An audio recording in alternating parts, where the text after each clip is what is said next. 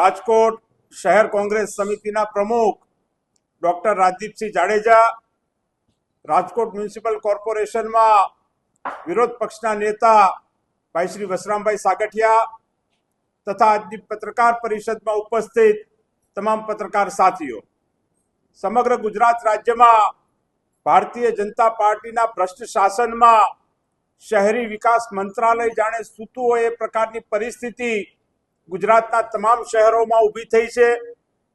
સરકાર જાહેરાત કરતી હોય ક્યારેક કે રાજકોટને રોમ બનાવશું, સુરતને શાંઘાઈ બનાવશું, પરંતુ વાસ્તવિક પરિસ્થિતિ સમગ્ર રાજ્યના શહેરોની આજે ખૂબ દયાજનક બની ચૂકી છે। ગુજરાત રાજ્યમાં જુદા જુદા શહેરોમાં જે શહેરોની વાસ્તવિક પરિસ્થિતિ છે એનું એક તહોમતનામું કોંગ્રેસ પક્ષ દ્વારા તૈયાર કરવામાં આવ્યું છે અને આજની આ પત્રકાર પરિષદમાં રાજકોટ શહેરમાં ચાલતા ભ્રષ્ટાચારો વિશે આપ સૌને અમે માહિતગાર કરવા માટે આવ્યા છીએ અને આ વાત સમગ્ર રાજકોટના નગરજનો સુધી પહોંચે એના માટે આપને સમક્ષ આજે આવવાનું બન્યું છે।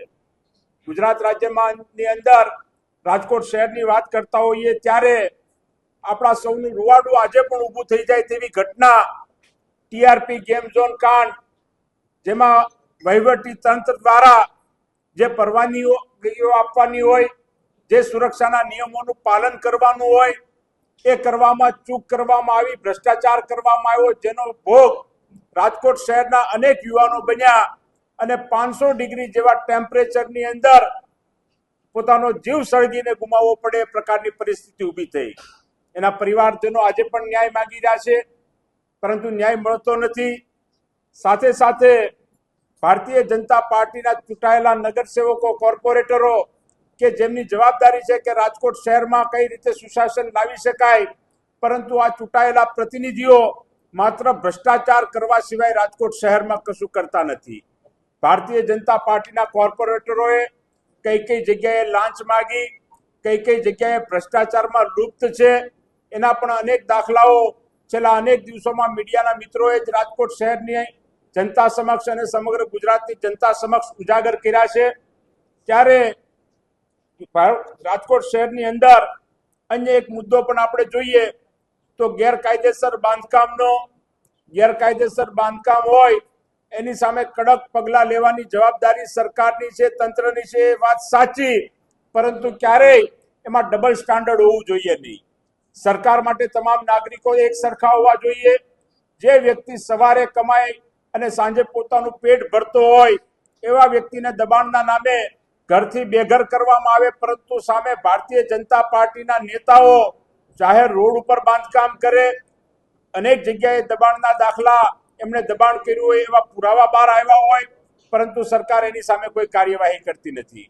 રાજકોટ શહેરના પ્રથમ નાગરિક તરીકે રાજકોટ શહેરના મેયર આવતા હોય તો એમનો બંગલો પણ સરકારી જમીનમાં આવતો હોય, સ્ટેન્ડિંગ કમિટીના ચેરમેન જે પણ એક ખૂબ મહત્વનું પદ છે એના ચેરમેનના બંગલાનો વિવાદ પણ રાજકોટ શહેરની જનતા જાણતી હોય, ત્યારે માત્ર પોતાના પદાધિકારીઓને છાવરવા, અધિકારીઓને છાવરવા, નેતાઓને છાવરવા અને ગરીબ માણસોની સામે બુલડોઝર ફેરવું, આ પ્રકારની નીતિ આજે રાજકોટ શહેરની અંદર ચાલી રહી છે। રાજકોટ શહેર એ સમગ્ર સૌરાષ્ટ્રનું હેડક્વાર્ટર છે, પરંતુ આપણા સૌની કમનસીબી છે કે રાજકોટ શહેર આજે માત્ર સૌરાષ્ટ્રનું હેડક્વાર્ટર નહીં, પરંતુ લોકો ભ્રષ્ટાચારના હેડક્વાર્ટર તરીકે જાણીતું બન્યું છે એ પ્રકારની પરિસ્થિતિ ઊભી થઈ છે। રાજકોટની અંદર રોડ રસ્તાની કામગીરી સદંતર નબળી છે।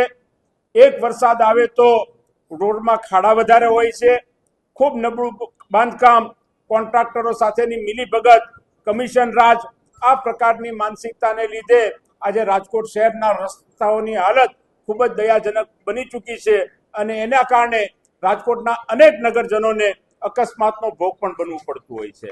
સાથે સાથે શહેરમાં ગંદકીની વાત કરીએ તો ઠેર ઠેર ગંદકી પ્રસરેલી છે। આ ઠેર ઠેર ગંદકીથી ભાજપ એનું જાણે બ્રાન્ડ એમ્બેસેડર બન્યું હોય એ પ્રકારની પરિસ્થિતિ ઊભી થઈ છે।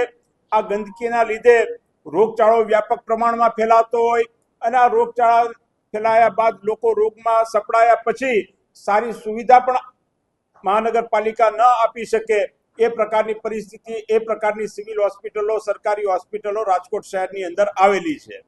સાથે સાથે ટીપરવાન યોજનામાં પણ 1100 કરોડનો કોન્ટ્રાક્ટનો કરોડોનો ભ્રષ્ટાચાર થયો છે, એની પણ વિગતો બહાર આવી છે. સાથે સાથે આરએમસી દ્વારા શહેરનો કોઈ સામાન્ય નાગરિક હોય જેને એક છેડેથી બીજે છેડે જવું હોય, પોતાનું વાહન સંપત્તિ ન ધરાવતો હોય, એના માટે શહેરની સત્તા અધિકારીઓની ફરજ છે કે સિટી બસની વ્યવસ્થા કરે.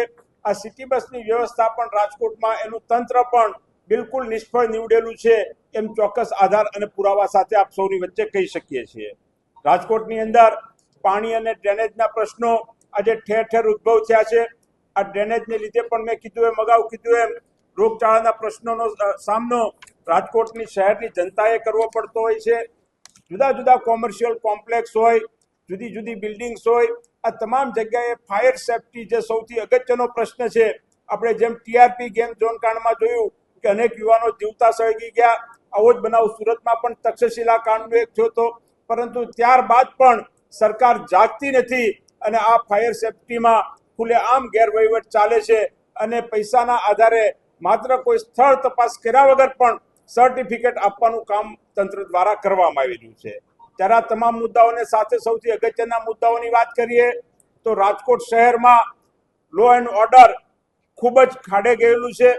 ક્રાઇમ ગમે ત્યારે ગમે તે વ્યક્તિનું મર્ડર થઈ જાય, જાહેર રસ્તાઓ ઉપર લૂંટના બનાવો રાજકોટ શહેરમાં એટલા બનતા હોય, ચોરીના બનાવો એટલા બનતા હોય, પરંતુ આ મૃદુ અને મક્કમ સરકાર આ ગુનાખોરોને ડામવા માટે સદંતર નિષ્ફળ નીવડી હોય એ પ્રકારની પરિસ્થિતિ ઊભી થઈ છે. આપણી આવનારી પેઢી, આપણા વિદ્યાર્થીઓ, યુવાનો કેમ્પસમાં શિક્ષણ મેળવવા જતા હોય, પરંતુ આ કેમ્પસની અંદર ડ્રગ્સના સકંજામાં સપડાય, આપણી આવનારી પેઢી બરબાદ થાય. ખુલ્લેઆમ જુદા જુદા પ્રકારના ડ્રગ્સ જુદા જુદા કેમ્પસોની આજુબાજુમાં આજે રાજકોટની અંદર ખુલ્લેઆમ મળી રહ્યા છે. ત્યારે આ પ્રકારના તમામ તહોમતનામું આજે રાજકોટ શહેરની જનતા સમક્ષ અમે રજૂ કરવા માંગીએ છીએ અને જનતાની અદાલતમાં જવા માંગીએ છીએ. થોડા દિવસો પહેલા એનએસયુઆઈના મિત્રો દ્વારા રાજકોટના તમામ કેમ્પસોને ડ્રગ્સ ફ્રી કેમ્પસ બનાવવા માટેનો એક પ્રયત્ન કરવામાં આવ્યો. તમામ કેમ્પસોમાં જઈને વિદ્યાર્થીઓને શપથ લેવડાવ્યા કે આ ડ્રગ્સની સામે અમે લડાઈ લડશું. એ પહેલા એનએસયુઆઈ અને યુથ કોંગ્રેસના મિત્રો દ્વારા રાજકોટ શહેરમાં સુશાસન કઈ રીતે લાવી શકાય એ મુદ્દા સાથે એક નિબંધ સ્પર્ધાનું આયોજન કરવામાં આવ્યું.